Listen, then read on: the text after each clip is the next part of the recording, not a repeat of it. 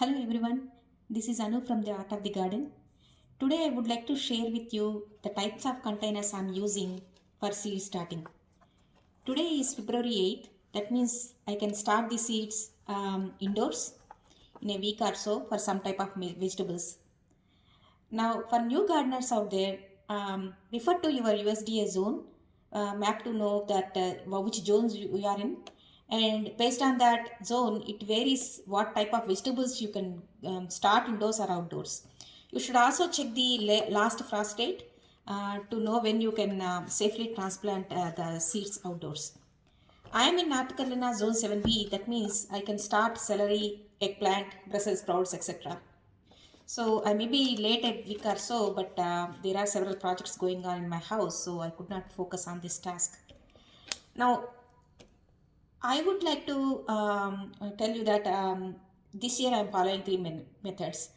Let me tell you this. I tried indoor seed starting before this, and this is not my first time. However, I never had much luck with this and always ended up direct sowing. Couple of years ago, I put my seed trays to harden them up outside and forgot to get them inside on a super windy day, and you can only imagine what happened next. A year after that, most seeds when I started indoors, they did not germinate, and those which did germinate indoors did not survive outdoors. So in the year 2020, I started most of the seeds outdoors. This year I am following three methods. One is winter sowing, which I have covered in my last video. I am using winter sowing for most of my flowers. For the winter sowing, I use the milk jugs like this. I think you remember we drill the holes here and we cut the milk jug right here. We put the soil and we put the seeds in it, and then we taped it and then put it outside. I put all those flower jugs outside, and we will see what happens. I can post an update on that. So that is one type of method I'm following for the winter sowing. The second method is indoor seed starting using the grow lights. I have shown my grow light setup in my previous videos, and I have also bought a couple of heat maps to speed up the germination for those type of seeds which require additional heat to germinate. For example, eggplants or peppers, etc. Once the danger of frost is past, I will transplant them outside. The third method is direct sowing, which we are all very much familiar, and I will be direct sowing once the danger of the frost is past. Now, it is worth mentioning that there is a lot of plastic usage in the gardening. So until the industry comes up with some kind of good and affordable alternatives, I think the usage will continue. So for this reason, I am trying to repurpose whatever the plastic containers that we use around in our household and use them as the seed starting containers. Just ensure the plastic that container that you are using is food grade. Now, it plays a role in the germination also. For example, I have used these uh, Jiffy peat pots couple of years ago because these are degradable easily. I bought, I think, a couple of them, and this package still I didn't use it. The problem I had with this is on the outside, when you put the seeds, soil, seeds, and the moisture and water it, on the outside it looks dark and moist, which leads to believe that the soil is moist, but on the inside it is not. The soil dries up so quickly.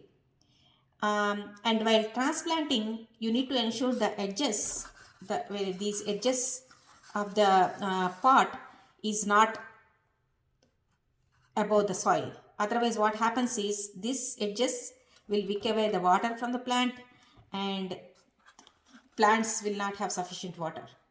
But however, if you can mitigate these problems, then they are environmentally good choice. So I am trying to use these parts. This is the only packet that I am having now. I did not buy any other packs because I wasn't able to mitigate those problems.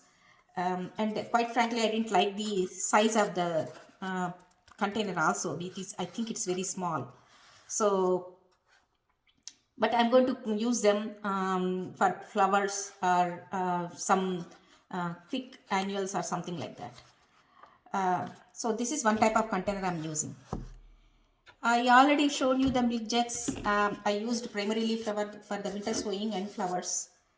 And the second thing is you can also use these water bottles. So when we buy the bottles for emergency purposes or something, and once we use them, you can drill some holes here and cut the bottle just like I have shown you in the previous video, and put the soil and the seed and put it outside. So you can use these bottles also. I like these bottles very much because if you look at the length, I don't know if you can see the length. So you can put the soil here and the plant can grow up to this tall. So, and don't throw away the caps on these water bottles or the milk jugs. Store the caps. What we can do is drill some holes on the caps, and once we use the bottles for the sowing, once you remove and transplant them, you can still use this top part to cover the plants when they are very small and when you want to protect them from bugs or anything. Or you can put the cap on it, drill some holes, put water in this, and use this setup near the lemon or some type of trees which likes the humidity. So you can repurpose these bottles like that. And this is one of the container that I really like. This when we buy grapes or something in Harris Teeter, then you get this type of boxes or Costco. So these already have the holes, so you don't have to drill any holes for the drainage. The only thing is that these may be too many holes, so you can cover them up with tape or something. And here you have holes on top also. So once you put the soil, and let me open this. So once you put the soil and cover this up, this again gives a greenhouse effect. So you can just use them for indoor planting, and the depth is also good. So you can easily transplant them once they are ready to be transplanted outside. And I also stored these Bonnie seed parts, plant parts when we bought the parts back in 2017 or so. So I still have them.